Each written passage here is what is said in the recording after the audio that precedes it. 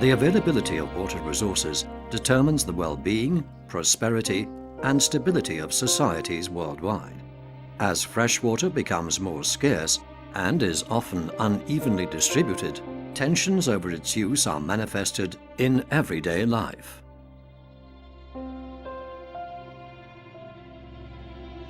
Water security and the fair distribution of water is an issue of growing importance on the international agenda.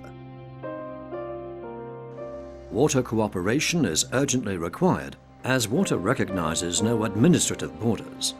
There are 276 transboundary river basins in the world, and an estimated 148 nations have international basins within their territory.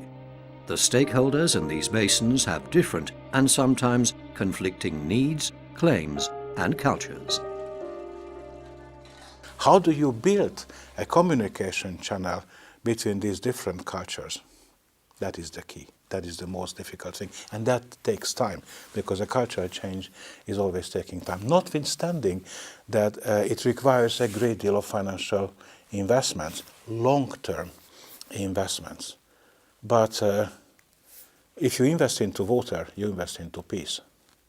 The history of water conflicts, and especially in the low countries, is that it creates institutions which are designed to cooperate rather than to have conflict with each other. We have a very good domestic experience in creating the institutional structures for solving conflicts around water. So why not export them abroad? Well, in my view, I think water can be both a source of conflict and a source of cooperation. It doesn't have to be inevitable that you can have water-related disputes. And I think it is important for the Hague Institute, together with our partners in the Water Diplomacy Consortium, in making sure that through our innovative policy-relevant research, our facilitation work, convening of conferences, and a hands-on work on projects in countries at risk, that water becomes something which brings together communities and people, and which can be a source of cooperation rather than a source of friction. Water diplomacy is the profession that is instrumental in establishing the opportunities for cooperation. Water diplomacy is a matter of relations both between states and within states. It is about mutual decision-making and the involvement of participants.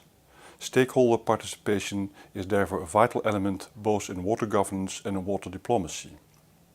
Water diplomacy is a relatively new approach by combining a whole range of instruments: legal, voluntary, technical, economical, arbitration, mediation, to manage water conflicts, and in this way it gives room for diplomats and other people involved in water conflicts to make effective solutions.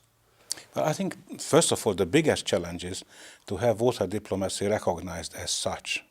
Recognized by governments and the larger diplomatic community as a tool that can help a great deal in peace building.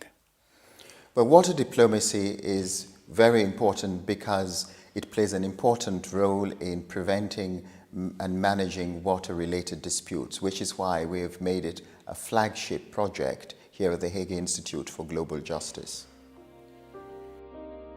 The Water Diplomacy Consortium acknowledges that the increasing stresses on water must be countered by effective mitigating responses, including the enhancement of water diplomacy to prevent and resolve water-related conflicts. For this reason, the Water Diplomacy Consortium has recently been launched during the International Year of Water Cooperation. The Water Diplomacy Consortium, which we're working on with 4 other partners, has a tremendous potential to become a hub here in the Netherlands for really innovative research, practical on-the-ground activities, and a hub for training on water-related disputes. So it has tremendous potential, and we are very grateful with the support we've got from the other partners as well. Well, Klingendahl is a 35 years old think tank on international relations in general, so we are concerned about new sources of conflict, water among them, and on a particular niche diplomacy of the Netherlands. The added value of our institute is that we are training the next generation of water leaders for the benefit of the developing countries and countries in transition, where most of these problems are. UPeace brings added value to the water diplomacy approach by combining the more technical aspects of water management with knowledge and experience in the area of peace and peace building. The Dutch Water Governance Center has put together the 5 building blocks for good water diplomacy in a booklet. This booklet is called, not surprisingly, 5 building blocks for good water governance. It is our contribution for good water diplomacy in the years to come. The International Conference of Water Security and Peace in The Hague is an important stepping stone in addressing the growing needs for water conflict prevention and resolution. The Netherlands Ministry of Foreign Affairs and the Municipality of The Hague recognize the importance of these needs. Water diplomacy is not just diplomacy as such. It does require a great deal of expertise from water field. It does require a great deal of knowledge from international relations, how governments are functioning. It does require the knowledge of law, international law. So it's a complex issue. And that is why it is so important that hydrodiplomacy, as some define it, is really established as a principle, and conferences like this one can make a major contribution to that. This conference creates opportunities for dialogue, knowledge exchange, and partnership building. Participants will explore the role of negotiation and arbitration in water disputes, highlighting specific cases in the Middle East, North Africa, and Asia, among others. The conference will also focus on the need to optimize present arrangements and particularly the need for additional diplomatic tools to remove political bottlenecks and to address recurring conflicts. Perhaps the most important element for action is indeed invest into hydrodiplomacy.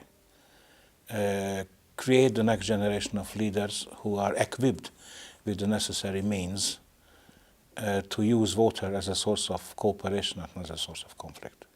I think this is a tallest order. It will take time, but there's no other way. The world in general is, during the last 20 years, relatively successful in solving conflicts at the negotiation table rather than on the battlefield. So I would urge this conference to add water as a new domain of not only of conflict but of peaceful conflict solution as well. Let's join our forces, our combined forces, to make water diplomacy an effective instrument for solving water conflicts. I would say engage fully in the conference. We want your ideas, we want your suggestions, we want constructive criticism, but above all, do come up with practical recommendations which can be of help to policymakers in the Netherlands, in other parts of the world, to make sure that water is a source of cooperation and not a source of friction and a cause for dispute. If we can come up with those practical recommendations on the way forward, I think the conference would have been an unquestionable success.